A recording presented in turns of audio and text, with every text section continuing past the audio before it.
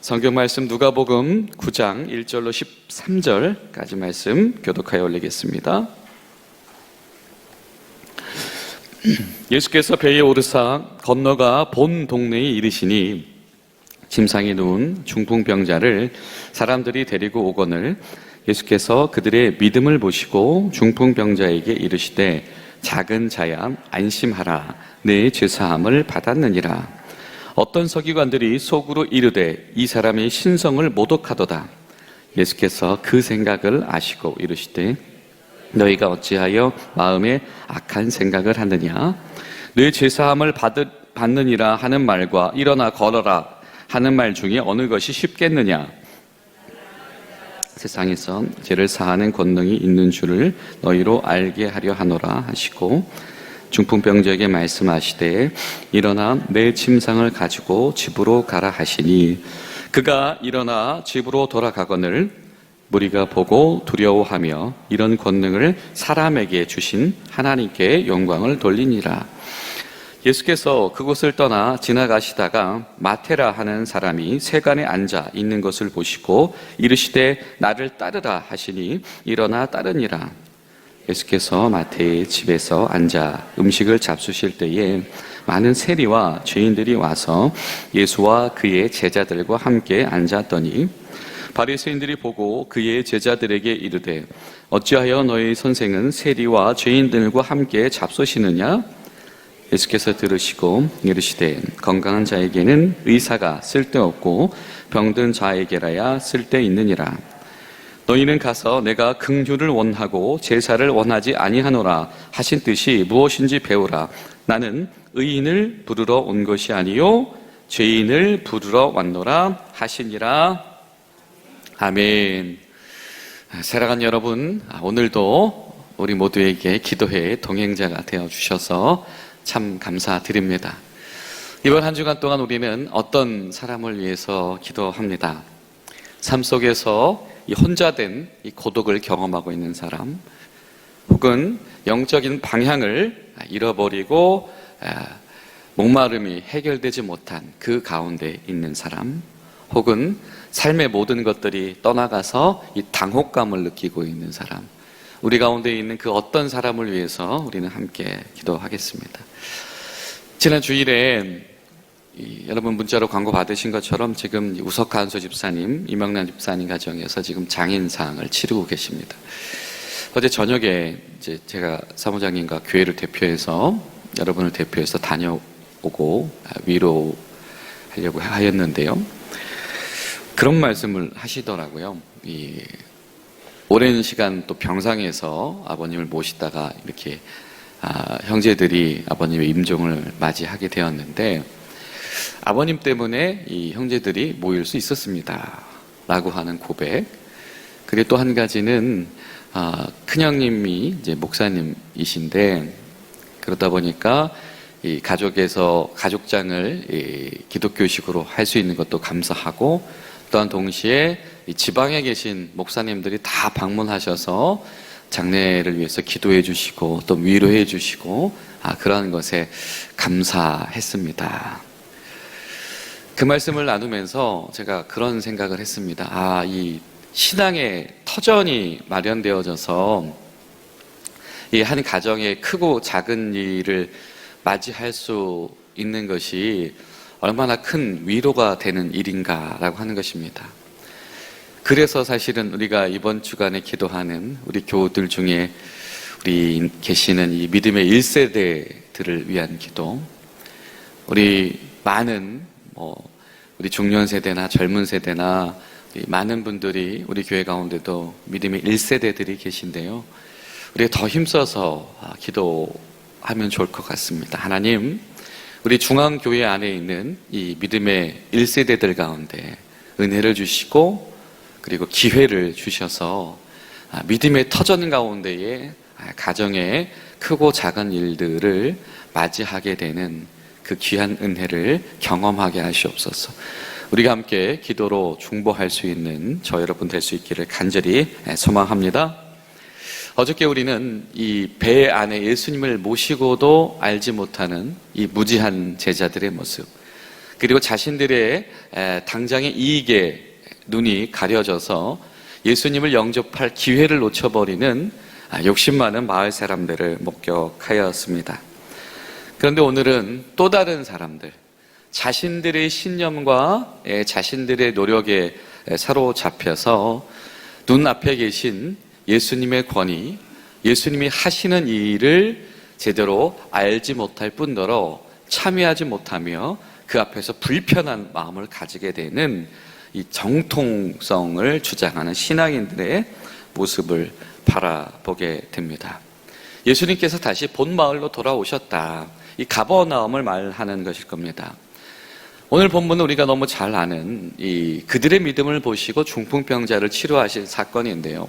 이 마가복음이나 누가복음처럼 어떻게 이 친구를 데리고 왔는지, 중풍병자가 어떻게 예수님이 모인 집안에 들어왔는지, 거기 그런 어떤 묘사들은 이 오늘 마태복음에서는 생략되어 있습니다. 그리고 집중하고 있죠. 무엇에 집중하고 있습니까? 예수님이 무엇이라 말씀하시는가? 그리고 예수님이 지금 누구랑 이야기를 하시는가? 그 부분입니다. 우리가 그런 모습, 친구들의 믿음이 이를 도왔다.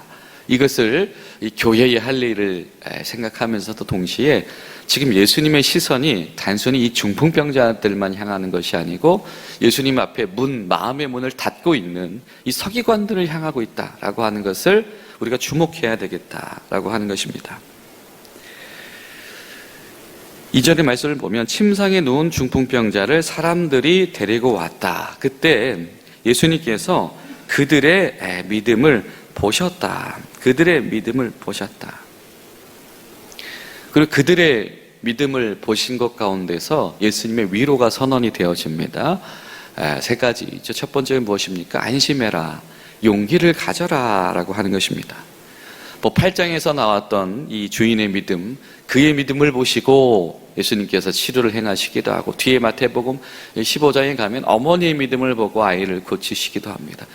자, 때론 주님께서 그들의 믿음을 보시고 주님께서 역사를 일으키시기도 하시더라라고 하는 겁니다. 그들의 믿음을 보시고 그를 위해서 중보하는 이들, 그를 돕기를 원하는 이들, 그와 함께 있고 싶어하는 그들의 믿음을 보시고 예수님께서 이를 치료하셨다. 여러분, 사실 이것은 굉장히 중요한 믿음입니다. 왜냐하면 이 요한복음 9장 2절을 보면 예수님의 제자들이 예수님에게 이런 질문을 해요. 날 때부터 맹인된 사람을 보고, 예수님, 이 자가 이렇게 맹인된 것이 누구의 죄 때문입니까? 본인 죄입니까? 부모의 죄입니까? 왜냐하면 많은 사람들은 당시에 이 극심한 육체의 질병은 이 죄의 결과라고 생각을 했습니다. 그러기에 더욱이 중풍병과 같은 이런 심각한 증세는 이 죄의 강도가 아주 강했기 때문에 이런 병을 얻었다라고 하는 인식이 보편적인 사람들의 인식이었습니다. 그랬는데 그러한 중풍병자의 곁에 선다라고 하는 것은 어떤 의미일까요? 죄의 결과로 병을 얻은 자의 옆에 서는 자의 마음입니다. 그런데 예수님께서 그것을 주목하고 계시죠? 바로 그들의 믿음. 사람들이 죄인이라고 손가락질하고 죄 때문에 저주받아서 병 걸렸다라고 하는 그 사람의 곁에 서 있는 그들의 믿음을 보시고 주님께서 기적을 시작하셨다. 여러분, 이것은 다름 아닌 교회에게 주시는 주님의 당부인 것 같습니다. 교회가 그 사람 곁에 있어줄 수 있어야 되겠죠. 교회가 손가락질을 당하는 사람, 교회가 사람들의 어떤 시선과 평가 가운데에서 저 밑바닥으로 내려가 있는 그 사람 곁에 있어줄 이들이 누구인가? 그것이 바로 교회이다. 그럴 때에 주님께서 그 교회들의 믿음을 보시고 그 성도들의 믿음을 보시고 기적을 베푸신다.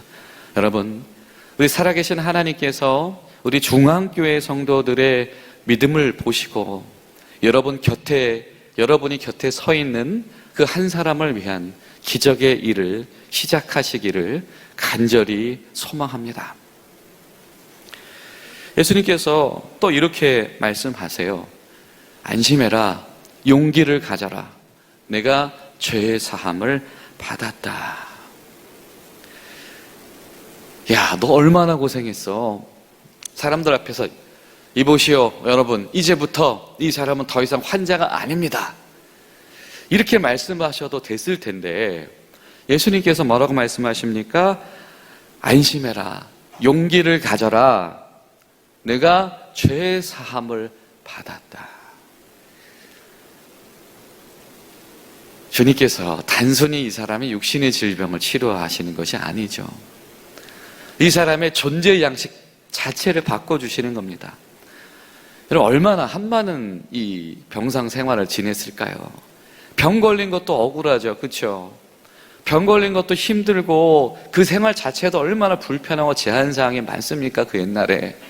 그런데 사람들이 죄인이라고 손가락질 하니까 그 인격은 얼마나 무너져 내렸을까요? 남들에게 표현하지 못한 정말 무너져 내린, 겉에도 병들고 속도 엄청나게 병들었을 것입니다. 또 영혼이 죽어가고 있었을 겁니다. 그런데 예수님께서 아주 그 중심에 있는 깊은 보이지 않는 근본까지 치료하고 계신 겁니다. 내가 죄 사함을 받았다. 예수님께서 그 한 사람의 영의 질병조차도 해결하십니다. 여러분, 우리가 기도할 때 주님은 현상만을 해결하시는 분이 아니시다. 주님은 그 속사람, 그 근본까지도 바꾸어 주시고 일으키시는 분이시다. 우리가 그 어떤 사람을 위해서 기도할 때 하나님, 그 사람의 지금 당면한 상황만, 그 현상만 해결되는 것이 아니고 그 사람의 인생 자체가 주님 앞에서 해결되게 하시옵소서, 반전되게 하시옵소서. 여러분, 우리가 그렇게 기도해야 되겠다 생각이 되어집니다. 그런데 이 와중에 서기관들이 등장합니다. 속으로 이런 마음을 품습니다. 헛소리하고 있네, 신성모독하고 있네 라고 하는 겁니다. 그런데 예수님께서 이 말을 하시는 것, 그리고 뒤에 이 중풍병자가 이 병이 진짜 낫는 것만큼 놀라운 어떤 일을 하시는데 대뜸 그들의 속마음을 공개적으로 드러내십니다. 너희들이 악한 마음을 품었다. 사람들이 놀랄만 하죠. 예수님께서 그들의 그 서기관들의 이 마음을 평가를 악이다라고 이야기하십니다. 여러분, 그런데 그들이 단순히 그냥 예수님의 생김새가 마음에 들어서 그런 생각을 품지 않았을 겁니다. 서기관들이잖아요. 율법을 다루는 사람들이었을 겁니다. 그러니까 그들 나름대로 열심히 공부했고 자신들만의 신념 체계가 있을 것이며, 그리고 이 말씀에 근거한 자신들의 어떤 정리되어진 생각과 입장이 있는 사람들일 것입니다. 그런데 예수님께서 그것이 악이다라고 평가하신다. 다른 사람들보다 더 말씀을 잘 알아요. 다른 사람들보다 더 신앙생활을 기반으로 판단 기준을 삼으려고 애쓰면서 살아가는 사람이 바로 이 서기관들입니다. 그런데 그들이 주님 앞에서 악을 행할 수 있다라고 하는, 여러분, 저와 여러분이 열심히 말씀 생활하고 신앙 생활하고 그렇게 살아가는데 저와 여러분이 가지고 있는 그 신념이 어느 순간에 주님 앞에서 주님께 도전하는, 아니면 주님께서 일으키시는 이 은혜의 사건의 본질을 보지도 못하는 그 교만의 악이 되어져 버릴 수도 있다. 우리의 신념이 주님의 사역 가운데에 도전하는 세력이 될 수 있다. 우리가 기도할 것은, 하나님, 우리가 가지고 있는 이 신앙생활이, 이 영적 생활이 주님께 방해가 되지 않게 하시고 하나님의 일하시는 장이 되게 하여 주시옵소서.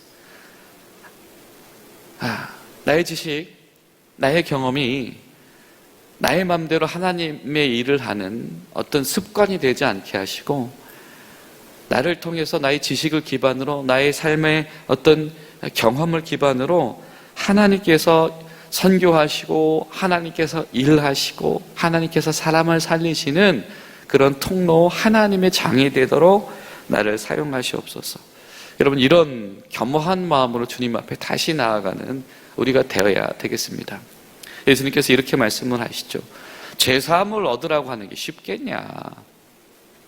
아니면 걸어가라고 하는 게 쉽겠냐? 너희들이 그렇게 신앙의 신념으로 아주 철저하게 사는 것 같지만 솔직히 이 신앙의 신념은 속에 있어서 잘 안 드러나는 거 아니냐? 너희들 그 말 할 수 있냐? 병자 보고 병치료 받아라. 이론적으로는 죄사함을 얻는 것은 이거 여호와 하나님에게만 속한 것이기 때문에 그건 해서는 안 되는 일이다라고 이야기를 하지만 실질적으로 너희들 병자를 치료해 줄 능력도 없지 않냐? 라고 하는 것이죠. 동시에 사실은 그 말 하는 것보다 속으로는 그렇게 잘난 척하고 있을지 몰라도 실제로는 병자에게 일어나 걸어라 이 말 하는 거 어렵다는 거 알고 있지 않냐? 라고 하는 것이죠. 주님께서 이 서기관들의 교만의 실체를 낱낱하게 드러내십니다. 이 중풍병자의 겉의 질병과 이 마음의 질병을 다 치료하셨던 예수님께서 이 서기관들의 이 교만의 질병도 사실은 정확히 진단하시고 치료하고 계신 것이죠. 주님의 권위가 바로 세워지는 곳 가운데서 바로 이러한 것들이 정리가 됩니다. 사람들이 주님 앞에서 놀랐다. 그리고 어떻게 해요? 주님 앞에 더 가까이 모이길 원했다. 여러분, 우리 가운데 이렇게 주님의 권위를 온전히 세우는 일들, 주님의 권위 앞에 온전히 주목하고 순종하는 일들이 우리 가운데 있기를 소망합니다. 그러면 우리 가운데 정말 주님께 감탄하며 경탄하며 사람들이 주님께 모여드는 일들이 우리 가운데 목격되어지게 될 것입니다.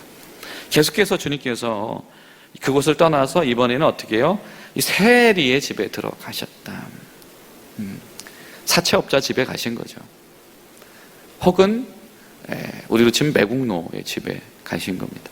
가장 대표적인 죄인 어떤 사람들이 저 인간들은 상종도 하기 싫어. 여러분 생각해 보십시오. 우리 교회에 새로 담임 목사가 부임을 했는데 담임 목사를 따르는 사채업자들이 한 50가정이 우리 교회에 등록을 했다. 여러분 어떤 생각이 드세요? 이 정상적인 이 직장 생활을 하지 않고 이 뒷골목 생활을 하는 사람이 한 100가정이 우리 교회에 등록했다. 이 교회 못 다니겠네, 이 얘기 바로 나오겠죠. 아니 하고 많은 교회가 있는데 왜 매국노 집안이 우리 교회에 등록해가지고 저 사람 다니는 거 동네 사람들이 다 알아가지고 우리 교회도 같이 이상하게 본다고. 지금 그러한 일들이 펼쳐진 것입니다. 바리새인들이 자존심에 스크래치가 났습니다. 사실 우리가 어떻게 지금 이 삶을 유지하고 있는데 어떻게 우리 앞에서 저런 사람들과 식탁을 벌일 수가 있어? 라고 하는 것입니다. 바리새인들은 이 정결하게 사는 것, 하나님 앞에서 구별되고 그 자격을 유지하는 것에 목숨을 건 사람들이었습니다. 그렇기 때문에 그 바리새인들이 그런 하나님도 의식하지 않으며 정말 저렇게 지 맘대로 살아가는 이 세리들, 죄인들이라 칭하는 사람들과 어울린다라고 하는 것은 용납될 수 없는 일입니다. 그런데 예수님께서 자신들 눈앞에서 굳이 그 사람들과의 자리를 늘려나가시는 모습. 예수님께서 핵심을 말씀하십니다. 하나님께서 원하시는 것은 긍휼의 실현이다. 호세아서의 말씀이시죠. 그 정결이라고 하는 것이 왜 필요한 것이며 그 정결을 지키는 사람들이 왜 필요한 것이냐. 그 정결 속으로 사람들을 초대하기 위한 것이다. 그 정결 안에 더 많은 사람들이 거하게 하는 것이 하나님의 의도인 것이지 그 정결을 지키는 사람의 그 뭐라고 할까요? 이 품격 있고 뭔가 좀 높아 보이고 그런 것이 하나님의 의도가 아니다라고 하는 것입니다. 주님의 목적이 무엇일까? 하나님 나라의 목적일까? 나는 죄인들을 부르러 왔다. 하나님의 세상을 이처럼 사랑해서 예수님이 이 땅에 오신 이유는 죄인들을 부르러 왔다. 그런데 이것은 여러분 비단 이 세리들과 죄인들에게만 하시는 말씀이 아니시죠. 중풍병자의 병을 고치시면서 이 서기관들의 왜곡된 신념을 고치시기를 원하셨던 주님께서 사실 지금 이 바리새인들도 초청하고 계신 겁니다. 정결하게 의인으로 사는 삶을 자처하고 있지만 하나님 앞에서, 하나님 본질 앞에서 여전히 죄인일 수밖에 없는 것이 우리의 현실인데, 이런 우리를 주님께서 불러주시고 이런 우리를 지금 주님께서 자녀 삼으신다. 주님께서 원하시는 것은 무엇이다? 주의 긍휼을 원하는 자의 마음. 다른 표현으로 하면 무엇입니까?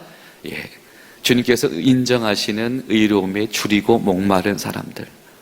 하나님, 저에게는 주님의 사랑이 필요합니다. 하나님, 저에게는 주님의 용서하심이 필요합니다. 하나님, 저에게는 주님의 인정하심이 필요합니다. 라고 의에 줄이고 목말라 할 수 있는 그 사람, 모든 세리들이, 모든 죄인들이, 모든 외식하는 죄인들이 하나님 앞에서 오늘도 목마른 사람이 되게 하시려고 주님은 오셨다. 여러분, 오늘 하루 기도하실 때 하나님, 우리 중앙교회 성도들이 이 서기관들을 부르시고 이 바리새인들을 부르시는 하나님 앞에서 눈물로 무릎 꿇는 그런 겸손한 한 사람이 되게 하시옵소서. 기도하며 나아가시는 저 여러분들 되시기를 간절히 소망합니다.